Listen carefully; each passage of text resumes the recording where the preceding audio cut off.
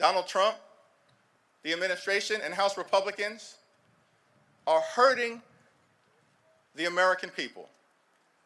It's unacceptable, unconscionable, un-American, and we are not going to stand for it 1 minute.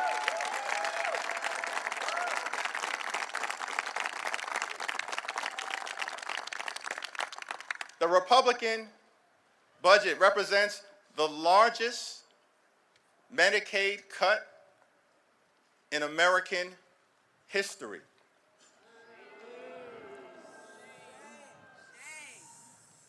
Children will be devastated. Families will be devastated. People with disabilities will be devastated. Seniors will be devastated. Hospitals will be devastated. Nursing homes will be devastated. So let me be clear, House Democrats will not provide a single vote to this reckless Republican budget. Not one. Not one. Not one. Never to rise again. We stand with the American people until victory is won. The reckless Republican budget will hurt everyday Americans who rely on Medicaid, rely on nutritional assistance, and rely on veterans benefits. This is not a reality show. This is not a joke. This is not politics as usual. It's a matter of life and death. And so we will stand with the American people. Stand with them today, stand with them tomorrow, stand with them next week, stand with them next month, stand with them this year, stand with them next year, stand with the American people until victory is won, this budget is defeated, and America is restored.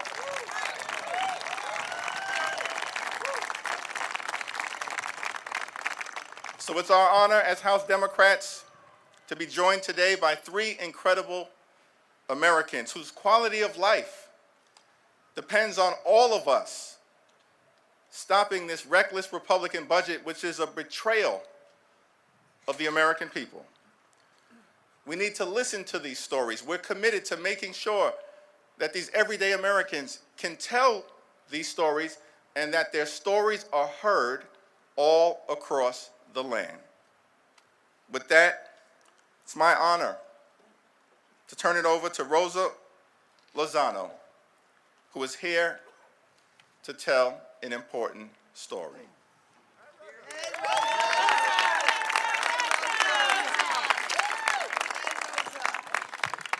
Good afternoon, everyone. Like was mentioned, my name is Rosa Lozano. I'm here to tell the story of Leslie Bernedo. Her daughter, Alejandra, experienced a serious medical emergency last night and was not able to join us today. We're praying for Leslie and Alejandra, but she asked that I share her story with you all today. Leslie Bernedo is a proud Peruvian-American mother from Woodbridge, Virginia, and a dedicated member of Dreamers Moms in Action, as well as the National Domestic Workers Alliance. Medicaid is not simply a healthcare program. It is a lifeline for families like mine. For my 9-year-old daughter, who is my entire world, Medicaid has been critical. She's autistic, and Medicaid has ensured she receives comprehensive care through home care services and therapies, such as occupational, speech, and behavioral support. These services are not optional extras. They are essential to her development and quality of life. For the past 4 years, I have also depended on Medicaid for my own health care, especially after being diagnosed with arthritis and other chronic conditions. As a primary caregiver for Alejandra, I am currently unable to find full-time work, so Medicaid allows me to manage my own health while doing the essential caregiving work for my daughter's needs. This support is vital and enables us to navigate the challenges of daily life without the constant threat of financial ruin or inadequate medical care. Recently, I received notice that my Medicaid benefits would be canceled effective February 28th. That's 3 days from now. With no clear explanation, I now face the harsh reality of being uninsured and questioning how I will access the care I need so that I may care for her. Medicaid is a critical safety net that protects families from making impossible choices. Without it, families like mine would be forced to choose between necessary medical treatments and other basic needs like food, housing, and care services for our loved ones that enable us to work.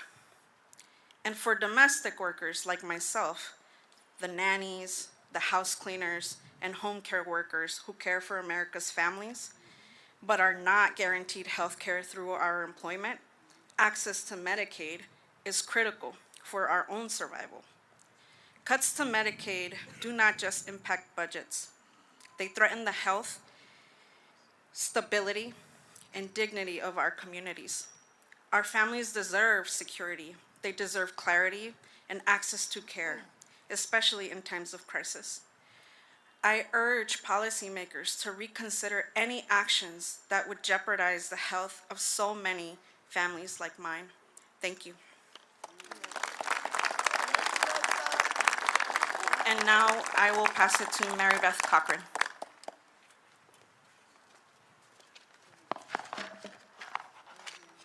Thank you, Rosa. Thank you, everybody. Hello, my name is Mary Beth Cochran, and I'm from Canton, North Carolina, where I'm still recovering from the devastation of Hurricane Helene in September. I'm a proud member of Moms Rising and a constituent of Representative Chuck Edwards. I have custody of 4 of my grandchildren, ages 10, 12, 15, and 16, as their parents couldn't care for them due to addiction, domestic violence, and homelessness. I'm here today to urge lawmakers to put families over billionaires and reject any cuts to the programs hardworking families like mine rely on. Caring for my grandkids means the world to me, and I would not change it for the world. I work hard to make sure they have everything they need, but I'm on fixed income, and it's never been easy. I work a part-time job making $8 an hour at a coin laundry in my area to supplement my disability. My family is barely making it. At times I've had to skip refilling my prescriptions so my grandkids wouldn't have to skip meals. This shouldn't be going on. This is not a Democratic or a Republican issue. This is a world issue, a people. We should be caring for our children. The children are the future. This is what we need. We don't need these cuts. Right now, I'm terrified because Republican leaders seem poised to take critical resources away from my family. The House is voting today on a budget resolution that would gut programs like SNAP. But without SNAP, I wouldn't be able to put food on the table. Even with SNAP benefits, it doesn't get me through the month. I still have to rely on food pantries and food distribution sites. It shouldn't be going on, people. With the rising cost of food, we're struggling enough as it is, just like so many others in my area. They're trying to slash Medicaid, which is the only reason my grandkids see a doctor, including my youngest, who has ADHD, autism, and PTSD from surviving 2 floods in our area in the past 3 years. Our children should be able to get the basic necessities they need. They should be able to go to the dentist, get their teeth cleaned, the simple things. I've even heard Head Start is under threat. Head Start helped my grandkids come out of their shells while preparing them for kindergarten. Any cuts to these programs would be devastating. They would mean kids would go hungry and their education would suffer. Our overall economy would be harmed. I don't understand why any lawmaker would threaten programs that enable families to survive. But it's appalling to know that Republicans want to slash these programs so they can cut taxes for billionaires and corporations. Instead, I want lawmakers to permanently expand the child tax credit so our nation's kids can thrive.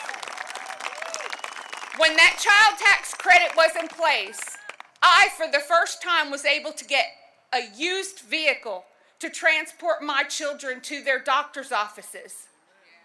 We should not be struggling on 56 time. I now hand it over to Katina Moss.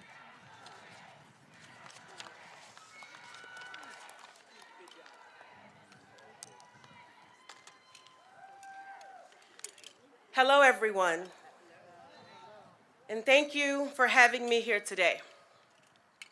My name is Katina Moss, and I live in Richmond, Virginia.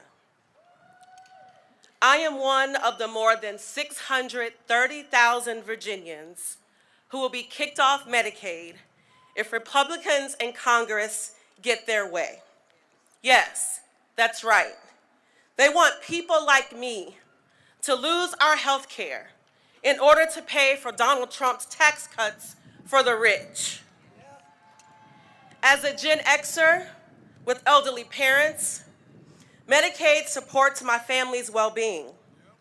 It allows me to run my own business, care for my parents, and still have health care for myself. Medicaid works.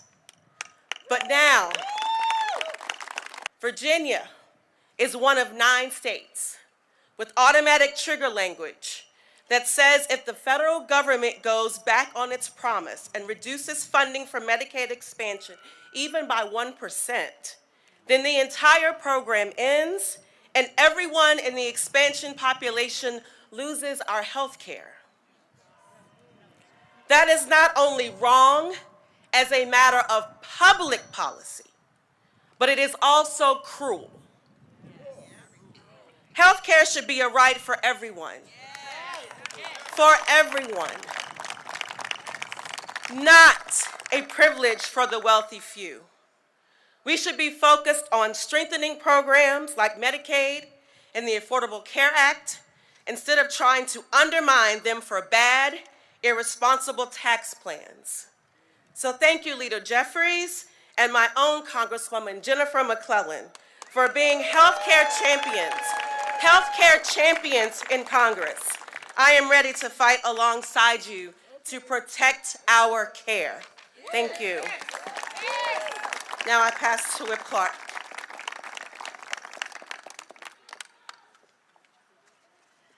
Thank you to Leader Jeffries, to all the advocates here today and across the plaza, and above all, to our special guests for traveling to your capital, for sharing your stories and making clear just how much is at stake for the American people.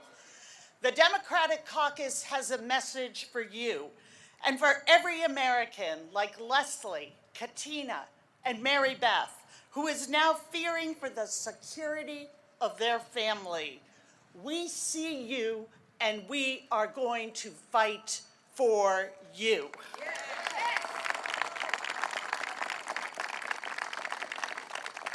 FDR, in his famous Four Freedoms speech, warned us of this very moment when he said, "We must especially be aware of the small group of selfish men who would clip the wings of the American eagle to feather their own nests." That is exactly what we are seeing here today. Republicans are making life harder and more expensive. They are rigging the system against hard-working families, all to satisfy their billionaire donors. They are pushing a budget that stacks the deck against working families, a budget that takes away health care from seniors, from veterans, takes food away from hungry kids, and gives trillions to the wealthiest, most powerful people on earth. Thank you all for joining us.